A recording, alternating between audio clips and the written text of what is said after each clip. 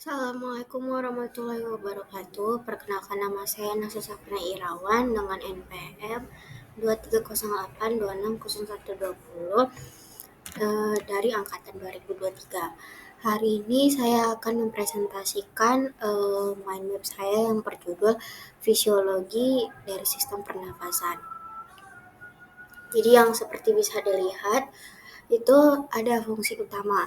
Nah, fungsi utama dari sistem pernapasan ini itu adalah memperoleh oksigen untuk digunakan oleh sel-sel tubuh dan mengeluarkan karbon dioksida.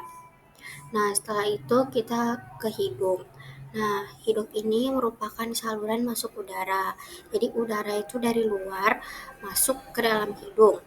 Nah, jadi di dalam hidung itu ada seperti penyaring. Nah, itu dinamakan silia. Jadi silia itu tuh bulu hidung.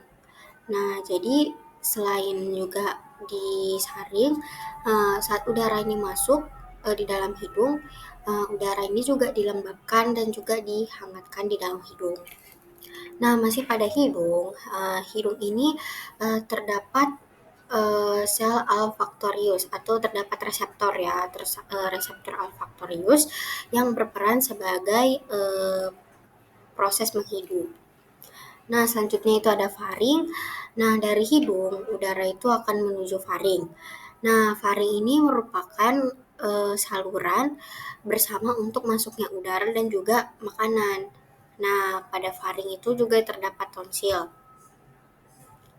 Nah, tonsil ini juga memiliki peran yang berfungsi sebagai imunitas pada tubuh. Nah, selanjutnya ada laring. Nah, dari faring, udara itu akan menuju laring. Nah, pada laring itu terdapat epiglotis yang berfungsi mencegah makanan memasuki saluran pernafasan. Nah, jadi ada baiknya juga ya kita dianjurkan untuk tidak berbicara pada saat makan. Nah, kalau kita berbicara pada saat makan, ya otomatis mungkin makanan itu akan bisa masuk ke saluran pernapasan. Makanya itu si laring ini mencegah supaya makanan kita ini kalau pada saat si laring ini mencegah makanan itu masuk ke dalam pernapasan. Itulah yang membuat kita tuh kadang tersedak. Jadi dianjurkan untuk pada saat makan jangan berbicara. Nah, masih pada laring ini juga berperan dalam proses pembentukan suara, yaitu terdapat pelika vokalis. Lanjut, itu ada trakea. Dari laring, udara ini akan melewati trakea. Trakea itu berfungsi membersihkan, menghangatkan, dan juga melembabkan udara. Nah, selanjutnya itu masih ada pada trakea. Nah, pada ujung trakea ini terdapat ini ya, bifurcatio atau carina yang kemudian terpisah menjadi bronkus utama kanan dan bronkus utama kiri. Nah, di trakea ini masing-masing bronkus utama akan bercabang menjadi bronkus lobaris. Nah, selanjutnya ada bronkus utama. Tahu nggak sih kalau bronkus utama kanan itu tuh lebih besar dan hampir lurus dengan trakea. Nah, sedangkan bronkus kiri itu hampir 2 kali lebih panjang dan diameternya itu sempit dan cenderung mendatar.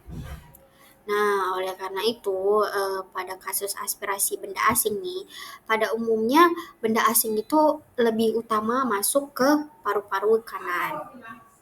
Nah, selanjutnya itu ada bronkus lobaris. Bronkus lobaris ini tuh masing-masing akan bercabang lagi menjadi bronkus segmental. Nah, apa sih bronkus segmental itu? Bronkus segmental ini akan terus bercabang lagi hingga membentuk cabang terkecil. Masih pada bronkus lobaris, nah cabang terkecil tersebut ialah bronkiolus. Nah, pada ujung bronkiolus terminal itu akan terkumpul alveolus. Nah, yaitu kantung udara yang kecil, tempat terjadinya pertukaran gas. Lanjut selanjutnya itu ada alveolus. Alveolus merupakan kantung udara dan itu berdinding tipis, dapat mengembang dan berbentuk seperti anggur yang terdapat di ujung percabangan saluran pernapasan. Nah, alveolus ini tuh memiliki dua tipe sel ya. Pertama itu ada tipe sel 1 dan tipe sel 2. Nah, jadi kalau untuk sel alveolus yang tipe 1 itu tuh cenderung gepeng dan membentuk dinding alveolus. Nah, selanjutnya itu ada alveolus sel tipe 2 ini. Dia ini yang mengeluarkan surfaktan. Nah, surfaktan ini tuh berperan penting dalam mempermudah pengembangan alveoli dan mencegah agar alveolus tidak kolaps. Nah, selanjutnya di alveolus ini tuh mempunyai di lumen alveolus ini tuh ada makrofag gitu. Nah, alveolus yang berperan penting dalam pertahanan tubuh. Maksudnya itu makrofag alveolusnya itu berperan penting dalam pertahanan tubuh. Lanjut, pastinya sudah kita tahu kalau pada sistem pernapasan itu ada paru-paru. Nah, paru-paru itu yang kita tahu itu ada dua buah paru-paru dekstra dan paru-paru sinistra. Nah, paru-paru ini tuh terbagi lagi jadi beberapa lobus, dan di jaringan paru-paru itu sendiri terdiri dari serangkaian saluran pernafasan yang bercabang-cabang. Nah, di paru-paru ini serangkaian saluran nafas yang bercabang-cabang yaitu alveolus, pembuluh darah paru, dan sejumlah besar jaringan ikat elastik. Nah, paru-paru ini menempati sebagian besar volume rongga toraks. Selanjutnya itu ada pleura. Nah, paru-paru itu dibungkus oleh yang namanya pleura. Nah, pleura ini dibagi lagi menjadi dua, yaitu selaput paru yang langsung membungkus paru-paru dan pleura parietal yang melapisi rongga dada sebelah luar.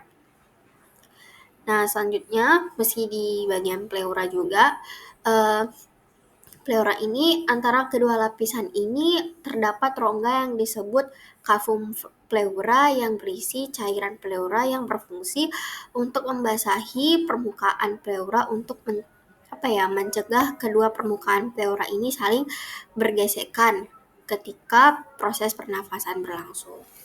Mungkin sekian dari presentasi saya tentang fisiologi pernapasan, dan ini ada referensinya, itu ada Sherwood L. Introduction to Human Physiology 9 ed. US Cambridge Learning 2015.